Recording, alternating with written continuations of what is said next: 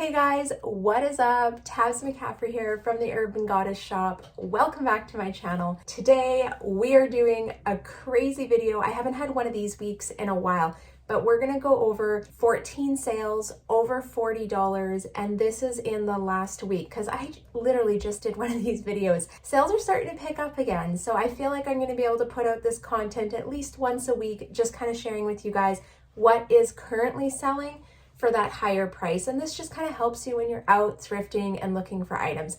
All right, you know me, don't want to waste your time. Let's jump right into this.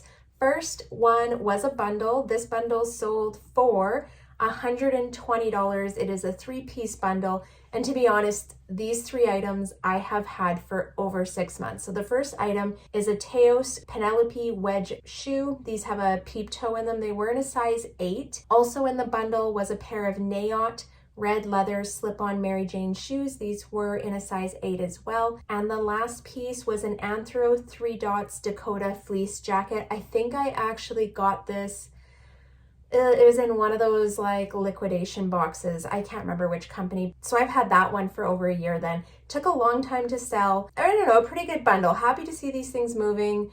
I probably could have relisted those shoes because they are a little bit more summery and they probably would have done fine. Getting the sales rolling for the week. This was the first sale after my last video. Next item was a Vince wool cashmere silk v-neck raglan sleeve blouse in a medium. This sold for $58. I hadn't thrifted this very long ago, and I don't typically find Vince or I think even pick it up. But when I saw this, I liked that it was silk and cashmere. I looked up the comps. They seemed reasonable. I think I need to look at Vince items more often than I do because this item came through. I did have it listed higher. They sent me an offer and I accepted it. The next item was listed for like 2 days maybe, and that was that vintage Woolrich cottage core knit sweater in the women's XL. It had like the 2 loons in the pattern. I don't even know because it's not embroidered, but it's like knit into the material, like into the pattern.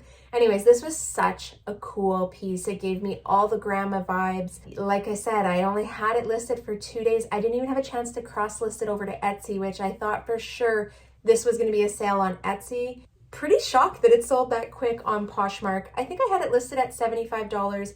They sent me the offer for $50. It was pretty reasonable.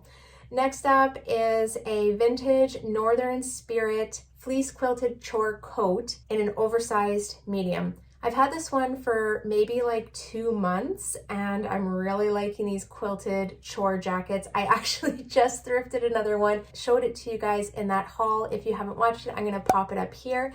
Yeah, I'm grabbing these. This one sold for $76. I do think it had a few things going for it. It was like the 2-tone, the tan, and the cream or beige color. Also, it had that corduroy on the cuffs and on the collar. I think that that's kind of like a 2-tone feature. I'm surprised it sold for $76, but I'm not surprised it sold for over $50. I think this is maybe like around where I was hoping, but you know, like what you hope you sell an item for and what it actually sells for are 2 totally different things. I can't wait to list that other one. Yeah, I gotta get it up.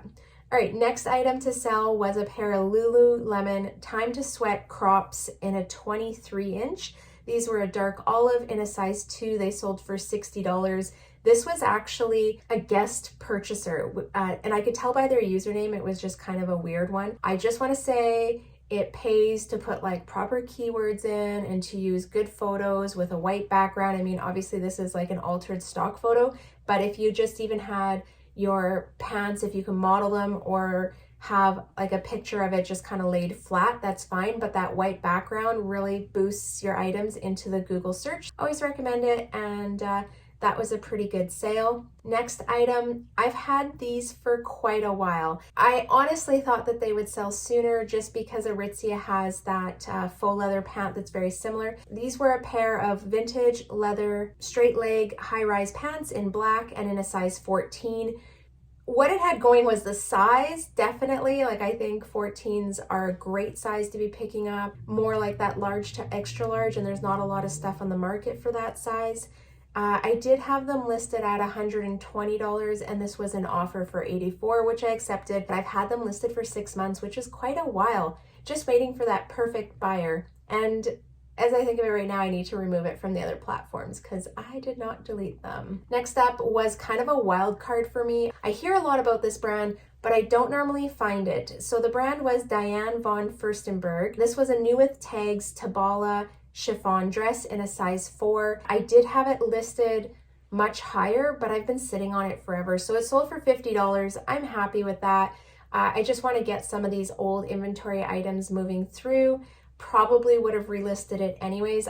My tip to you is if you have any dresses right now or summer items that you had listed last year, if you haven't already recently relisted them, I would delist and relist them. I use Prime Lister as my cross-listing application, and an item doesn't necessarily have to be 60 days or older for you to delist and relist. The application actually saves the posting, deletes it, and then relists it. I could relist my whole closet every month if I wanted to. I don't, but if you're looking for an easier way to relist items in your closet, I really highly recommend Prime Lister, and there's a link down below if you don't already have a cross-listing application or software that you're using. All right, the next item was an Aritzia Wilfred mini dress. It was the Tempest style, and it has a square neck with puff sleeves. This was in a 2 extra small. It sold for $85. It's worth $168.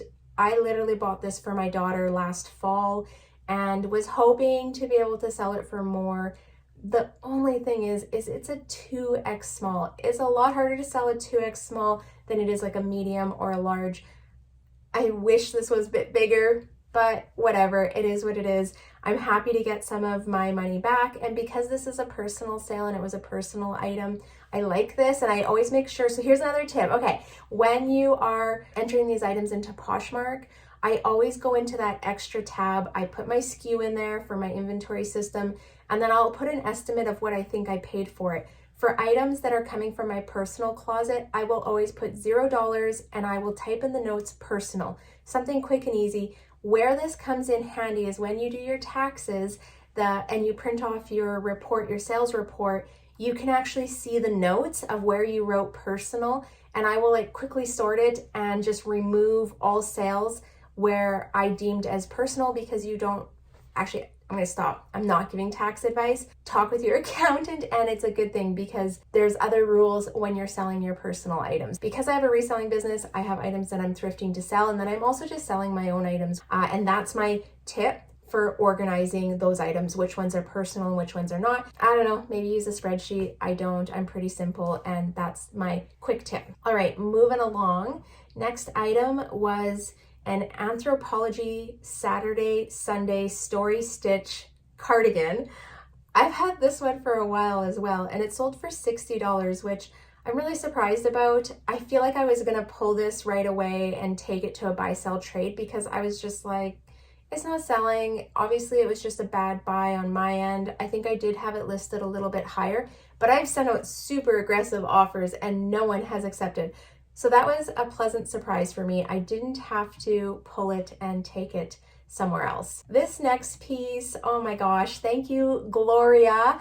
She saw it in my thrift haul, and it was a vintage neon lime green embroidered crew neck sweatshirt in a women's large. She picked it up for $50. This is a fabulous, fabulous crew neck sweater, very on trend. It's neon lime green, very Y2K. And yeah, it's a whole vibe. I'm excited. You're gonna love it. It's in fantastic condition. Just a really cool piece, and thank you so much for supporting my closet and my business. Moving along, next item to sell. This actually came from Lena, and she had picked it up last summer and just said that she thought she liked it. She brought it home, didn't really like how it looked on her, so it still had the tags on it. And it's a Rip Zone black bikini shoreline naturalist women's in a size medium, and it sold for $40, which I thought was pretty good. I was thinking like probably around 30 was what I was going to end up getting it for, but yeah, I'm happy with that. So I'm going to be definitely looking for more swimsuits right now and trying to get those kind of put into the closet. I feel like people are starting to look. They want to be prepared for when the weather turns. Next item is a mech or mountain equipment co-op black technical zip-up fleece sweater, and this was in a men's large. It sold for $40. I love picking up mech pieces as long as they're in really good condition and they're you know, kind of, I don't want to say like current trend because I love selling vintage mech, but I try and make sure it's in good condition and it's a little bit current, unless it's like that super vintage look. I actually just grabbed another sweater like this in green because this one sold. Here's some keywords that I like to put into it. Fleece, because it's a fleece. Recycled material, because on the tag, this sweater is made from recycled plastic, and outdoor. So 3 tags that I'm throwing into these types of items. Next item to sell was a Lululemon Swiftly Tech short sleeve crew running top, women's large. It's in a blue. This was the one that was missing the size dot in the hem, and it sold for $40. I just want to shout out Steph from the Every Closet in Vancouver. She had given me some help on this piece, and yeah, I really appreciate it anytime someone reaches out to me and gives me some help with pricing or keywords or anything like that. Styles, oh my gosh, you guys are life-saving on styles, because I feel like Lululemon tops are so difficult to find, and I'm getting better at it, like learning what keywords they use and using Lulu Fanatics and then trying to use those keywords to find, but man, they put out a lot of stuff. All right, and the last item or bundle that I'm going to talk about is going out to Gloria at Her Mornings Finds on Instagram, and she is one of my PFFs. I absolutely adore her and our friendship. She put together this bundle, and it's a vintage Fair Isle wool blend Nordic cardigan sweater in a medium, which I just thrifted last week, and a Aritzia TNA blue fuzzy 3/4 zip mock neck pullover in blue in a small. This came from Lena's Closet, and I just had it in that thrift haul, just got it listed. Anyways, she grabbed this bundle for $95, and yeah, thank you as well for supporting my small business, and yeah, I really appreciate it. I'm gonna get that shipped out tonight. I promise it's gonna be there soon. All right, that wraps up the sales for the last week. These are all items and bundles that are selling for over $40. We do have other sales that are underneath that mark, but I just really wanna shout out these higher ticket items just to give you an idea on what to look for if you are shooting for that higher ASP. Obviously, when you're out thrifting, you want to be mindful of your cost of goods. I know lots of people have access to cheap inventory. Where I live, I do not. I am super mindful of what my profit margin is, and definitely looking up comparative pricing on items, looking at what they've sold for, and keep in mind that if an item sells in a bundle, it's going to show you the sold price of what it was listed at, not what it broke down in that bundle. So it's really important that when you are looking at sold comps, that you're kind of looking at the average of all of the items, probably looking at what some of the lower ones are and some of the higher ones, and kind of pick that middle ground. Obviously, you have to make those decisions for yourself and your own business. I hope this helps you guys. If you're enjoying this, give me a thumbs up. Let me know. Drop in the comments what kind of sales. Have you had any like crazy sales, or even just like those bread and butter items? Drop them in the comments. I want to know what types of items are you selling right now. All right, I'm out of here. I hope you guys have a wonderful week. Thanks for tuning in, and I'll see you next time. Bye.